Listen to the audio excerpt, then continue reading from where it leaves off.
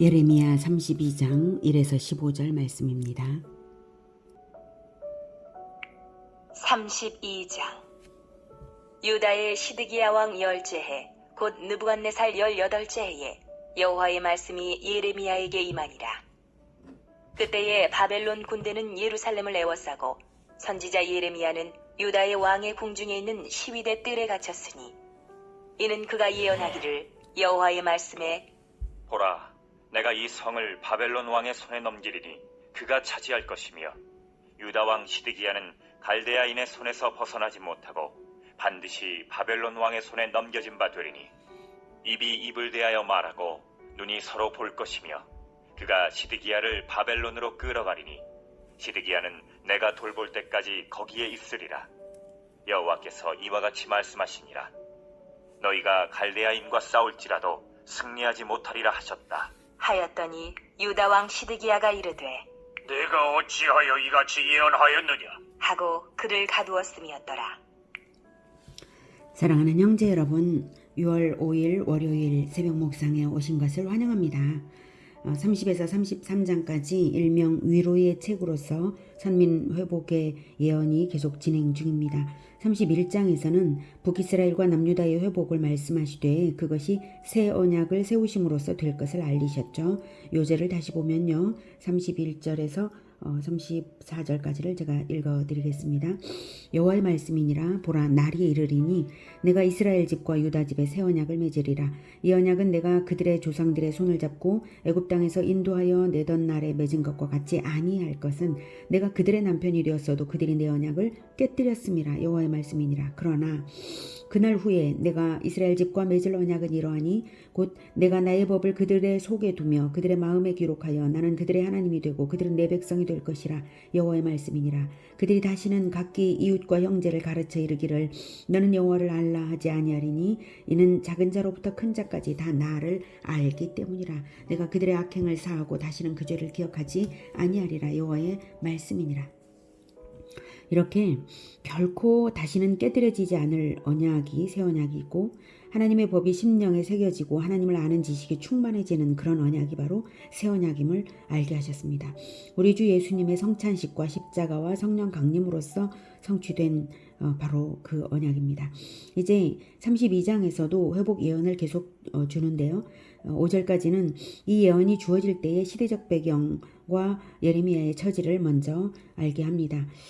이 예언이 주어진 시기는 1절에 유다의 시드기야 왕 10째 해 곧 느부갓네살 18째 해입니다. 주전 587년인데요. 바벨론에 의해 완전 함락되기 1년 전이죠. 그때의 바벨론 군대는 바벨론 군대는 예루살렘을 에워싸고 즉 바벨론 군대에 포위된 시기입니다. 그런데 선지자 예레미야는 유다의 왕의 궁중에 있는 시위대 뜰에 갇혔어요. 수감되어 있는 거죠. 그 이유는 예루살렘의 구원을 위해 하나님께 기도드릴 것을 청하는 시드기야 왕의 요구를 거절하고 오히려 바벨론 군대에 의한 멸망과 시드기야의 비극적인 최후를 예언하였기 때문에 반국가 사범으로 몰린 것입니다. 시드기야는 뭐라고 말을 했느냐면 반드시 바벨론 왕의 손에 넘기리니 그가 이 땅을 차지할 것이다. 라는 것과 그리고 시드기야는 바벨론 왕의 손에 넘겨진 바들이니 입이 입을 대하여 말하고 눈이 서로 볼 것이며 즉 시드기야가 체포되어서 바벨론 왕과 반드시 대면하게 될 것이라는 말씀입니다. 그리고 시드기야를 바벨론으로 끌어가리니 시드기야는 내가 돌볼 때까지 하나님께서 돌볼 때까지 거기에 있으리라. 하나님께서 내가 돌볼 때까지 거기에 있으리라. 이 말씀으로써 이 모든 것이 하나님이 하시는 일이라는 것과 나중에는 돌보실 때가 있을 것을 암시하십니다. 하나님이 역사의 주관자이심으로 대적 바벨론을 움직이사 예루살렘을 벌주시는 것이죠. 그러니 예레미야가 용기를 내어서 있는 그대로의 하나님의 말씀을 잘 전한 것입니다.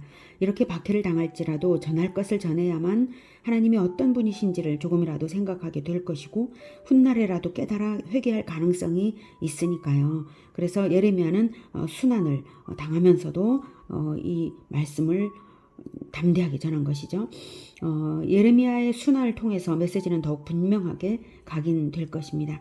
너희가 갈대인과 싸울지라도 승리하지 못하리라 하셨다. 이렇게 오직 회개하는 것만이 최선이다라는 거죠.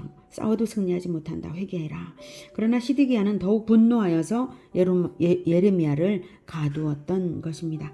이렇게 체포된 상황에서 예레미야가 밭을 사게 되는 사건이 있었습니다. 하나님이 예비하사 이 행위로서 또 하나의 예언이 되게 하신 것이 바로 그 사건입니다. 6절부터. 예레미야가 이르되 여호와의 말씀이 내게 임하였느니라.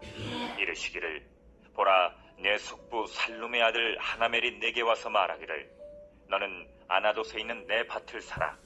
이 기업을 물을 권리가 내게 있느니라 하리라 하시더니 여호와의 말씀과 같이 나의 숙부의 아들 하나멜이 시위대 뜰 안 나에게 와서 이르되 청하노니 너는 베냐민 땅 아나돗에 있는 나의 밭을 사라. 기업의 상속권이 내게 있고 물을 권리가 내게 있으니 너를 위하여 사라 하는지라.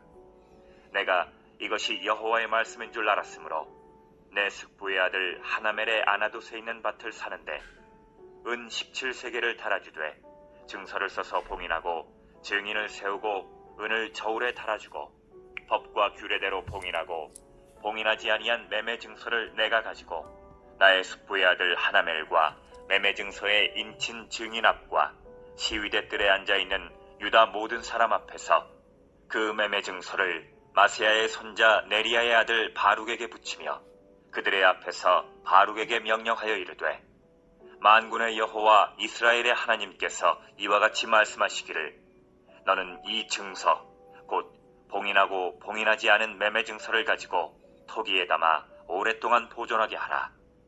만군의 여호와 이스라엘의 하나님께서 이와 같이 말씀하시니라. 사람이 이 땅에서 집과 밭과 포도원을 다시 사게 되리라 하셨다 하니라.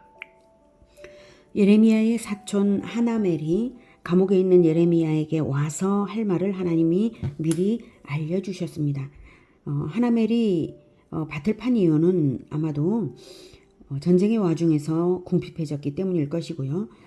또한 바벨론에 포위된 지 2년이나 되고 있어서 예루살렘 멸망을 내다보는 불안한 시점이기에 그럴 수도 있습니다. 8절에 기업의 상속권이 내게 있고 물을 권리가 내게 있으니 너를 위하여 살아. 이렇게 했죠. 이 말은 이스라엘은 토지 재산을 매매하는 것이 하나님의 율법에 의해 원칙적으로 금지되었어요. 그래서 희년까지의 경작권만 매매하는 것인데요. 어차피 상속 순위가 예레미야에게 있기 때문에 예레미야가 그 토지를 사는 1순위자라는 말입니다. 그래서 내가 이것이 여호와의 말씀인 줄을 알았으므로, 여호와의 말씀인 줄을 알았다는 것은 예루살렘이 멸망할 것을 확실하게 알고 있는 사람이 예레미야 자신이지만 그것도 하나님께서 알게 하셨죠. 여호와 하나님은 다시 이 땅을 그 다음엔 또 회복시키실 계획이시므로 그 땅을 사게 하시는 것임을 알고 그 밭을 샀다는 것입니다. 먼 훗날의 회복을 믿기 때문에 살 수 있는 것이죠. 그래서 은 17세겔을 달아주되, 그래서 10절, 11절, 12절이 전부 아주 엄정한 그러한 적법한 토지매매 과정을 상세한 절차를 이제 밟는 것을 기록했고요. 그리고 공공연하게 이것을 사람들 앞에서 그 시위대 뜰 안에서 수감된 상황에서 그렇게 한 겁니다. 공공연하게 증거를 분명하게 하였습니다. 그리고 공공연한 명령으로서 하나님의 말씀을 예언했습니다. 14절에 만군의 여호와 이스라엘의 하나님께서 이와 같이 말씀하시기를 너는 이 증서 곧 봉인하고 봉인하지 않은 매매 증서를 가지고 토기에 담아 오랫동안 보존하게 하라. 매매 증서는 2부를 작성해서 매매 당사자들이 각각 보관하는데요. 아주 먼 훗날이 될 것이므로, 회복의 날은 사람은 그 사이에 사람은 죽을 거거든요. 사람은 죽어 떠날지라도 매매 증서는 남아서 역사가 될 수 있도록 토기에 담아서 오랫동안 보관하라는 것이죠. 봉인된 매매 증서는 그것이 엄연히 적합한 매매임을 나타내고, 봉인되지 않은 매매 증서는 그 내용을 공공연하게 알게 하는 증거 자료가 될 것입니다. 그리고 그 다음 15절 만군의 여호와 이스라엘의 하나님께서 이와 같이 말씀하시니라 하고 말씀을 예언을 선언합니다. 사람이 이 땅에서 집과 밭과 포도원을 다시 사게 되리라 하셨다 하니라. 네, 이것은 유다가 회복되어서 사람들이 다시 살게 되고 일상이 회복되는 날이 반드시 있을 것이라는 말씀입니다. 또한 하나님 편에서 이 말씀의 의미는 사람이 인자로 오실 하나님의 아들 그리스도의 피로 값주고 예루살렘을 대속하여 사게 될 것이라는 말씀이시죠. 오늘은 반역자로 몰리면서까지도 하나님의 말씀을 가감없이 전하고 투옥된 중에도 하나님의 말씀대로 회복의 예언을 행동으로 보여준 예레미야를 통해서 배웠습니다. 우리는 하나님의 말씀을 예레미야처럼 진실되게 전해야 하겠습니다. 세상이 아무리 험악해져도 예수 그리스도의 대속을 알리고 그러므로 심판이 분명히 있고 구원도 분명히 있다고 회개하여 구원을 받으라고 담대히 알리고 합당한 행동으로서 그리스도를 닮은 합당한 행동으로서 증거하며 예수님을 증거하는 우리 모두가 되기를 기원합니다. 기도하겠습니다. 하나님, 세상이 너무나 험악해져서 그리고 점점 더 험악해져 가고 있어서 예수 그리스도에 대한 탄압이 더욱 영적인 탄압이 강해져 가고 있습니다. 하나님, 그럴지라도 우리가 두려워하지 않겠습니다. 예레미야처럼 하나님의 말씀을 가감없이 전하는 우리 모두가 되게 도와주시옵소서. 그리고 하나님께서 우리를 어떻게 구원하셨는지 자기 아들의 피로 값주고 우리를 사셨다는 것을 잘 전하여서 우리가 진정 하나님의 것임을 인정하고 하나님 안으로 예수 그리스도 안으로 들어와 하나님께 충성하는 그런 모두 그런 사람들이 될 수 있도록 주님 도와주시옵소서. 우리가 그렇게 살고 또한 전도하여 사람들을 그렇게 살게 하도록 하는 그런 자들이 다 되게 도와주시옵소서. 예수님께서 다시 오실 날을 기다립니다. 하나님, 예레미야가 비록 자기가 죽고 난 다음 더 훗날의 일이 바로 그 회복의 때인 줄을 알고 있으면서도 밭을 사는 것처럼 우리는 예수님께서 언제 오실지 모르지만 대를 이어서 하나님 나라를 건설해 가겠습니다. 주님 도와주시옵소서. 예수 그리스도 이름으로 기도드립니다. 아멘. 이어지는 시간은 개인 기도 시간입니다.